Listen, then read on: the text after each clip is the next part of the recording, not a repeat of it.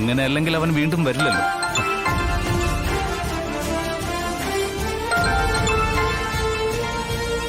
Phone എടുക്ക്. അത് കുഴപ്പമില്ല സാറേ, കെട്ടിയോനാ, ഇടയ്ക്ക് ഇങ്ങനെ വിളിച്ചുകൊണ്ടിരിക്കും. എന്തെങ്കിലും അത്യാവശ്യം ഉണ്ടെങ്കിലോ ഫോൺ എടുത്ത് സംസാരിക്കേ. ഹലോ. നീ എന്താണ് ചത്തടക്കായിരുന്ന? അത് പിന്നെ ഞാനിവിടെ. നീ എവിടെ പറ. നീ എന്താണ് ഞാൻ വിളിക്കുമ്പോ ഫോൺ എടുക്കാത്തെ?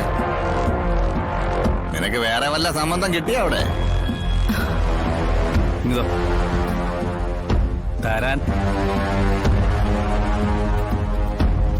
എന്താണ് നീ ഒന്നും മിണ്ടാത്തെ? ഏതവന്റെ കൂടെ ആടി നീ? എന്താണോ നിനക്ക് വേണ്ട?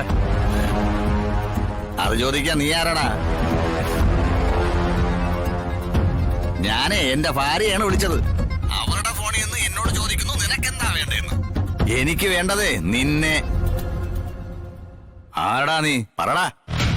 റസാഖ്, ചെറിയൊരു പണിയുണ്ട്. സർക്കിൾ ഇൻസ്പെക്ടറാ.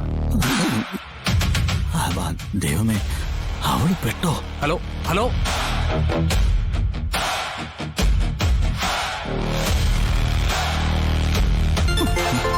അയ്യോ, ദേ വിളിക്കുന്നു. കട്ടാക്കി.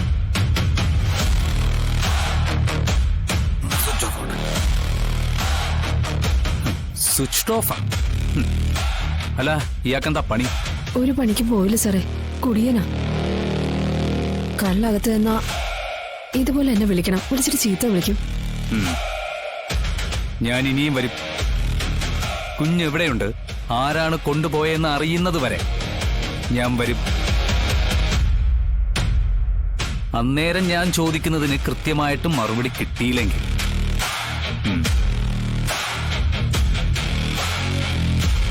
പേടിക്കണ്ട, പരിഹാരം ഉടഞ്ഞുണ്ടാക്കാം.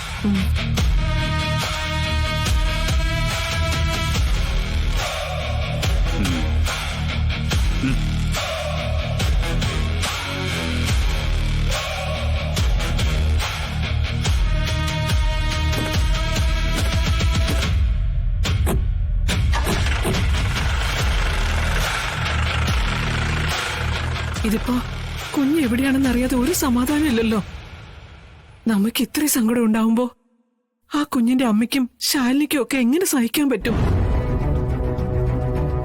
ആ എടുത്തോണ്ട് പോയവൻ ആരായാലും അവന്റെ തലയിൽ ഇടുത്തി വീഴത്തേയുള്ളൂ.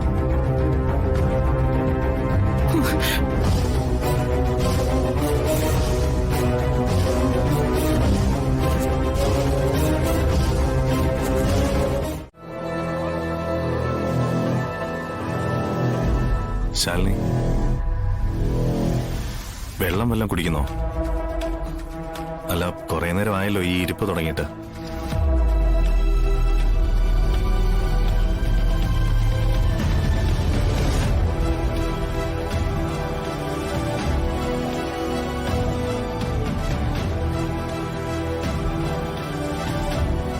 പ്രിയ, ഓപ്പറേഷൻ സക്സസ് ആ, പക്ഷേ പ്രഷറിന്റെ വേരിയേഷൻ ഉണ്ട്. ഇന്ന് ICU കിടക്കട്ടെ. മറ്റെന്തെങ്കിലും പ്രോബ്ലം? നോ, ഒരു കുഴപ്പമില്ല. Everything is all right.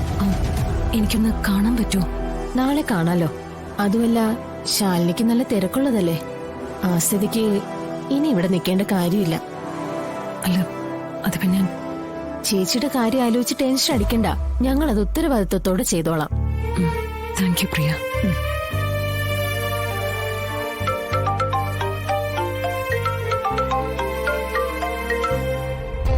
Hello. ആ മേഡം, ഒരു സ്ത്രീയും കുട്ടിയും കിട്ടിയിട്ടുണ്ട്. ലക്ഷണം കണ്ടിട്ട് ആ സ്ത്രീ ഈ കുട്ടിയെ മോഷ്ടിച്ചതാണെന്നാണ് തോന്നുന്നത്. അയ്യോ അതെയോ? എങ്കിൽ പിന്നെ അത് നമ്മുടെ കുഞ്ഞു തന്നെ ആയിരിക്കും.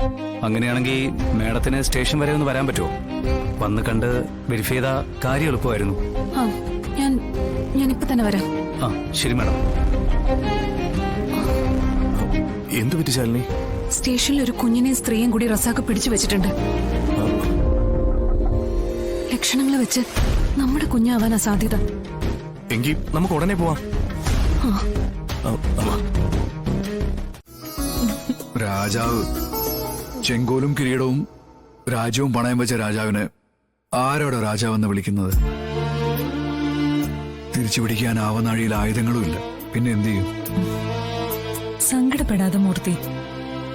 സുബ്രഹ്മണ്യ തിരുമുൽപ്പാട് നമ്മുടെ വീട്ടിലേക്കൊരു പുതുവെളിച്ചം വരുമെന്ന് പറഞ്ഞത് ഈ മോളുടെ വരവാണെങ്കിലും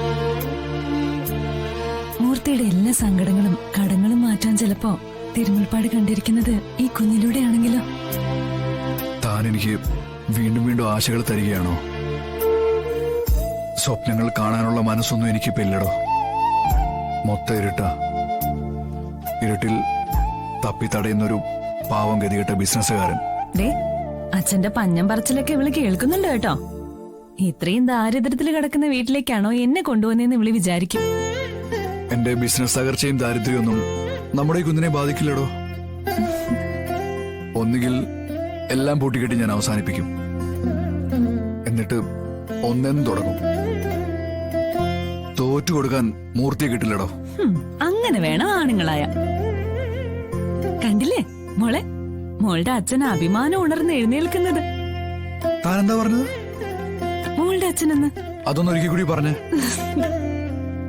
മോളെ, ദേ നിൽക്കുന്നു മോളുടെ അച്ഛൻ. മോളുടെ അച്ഛൻ.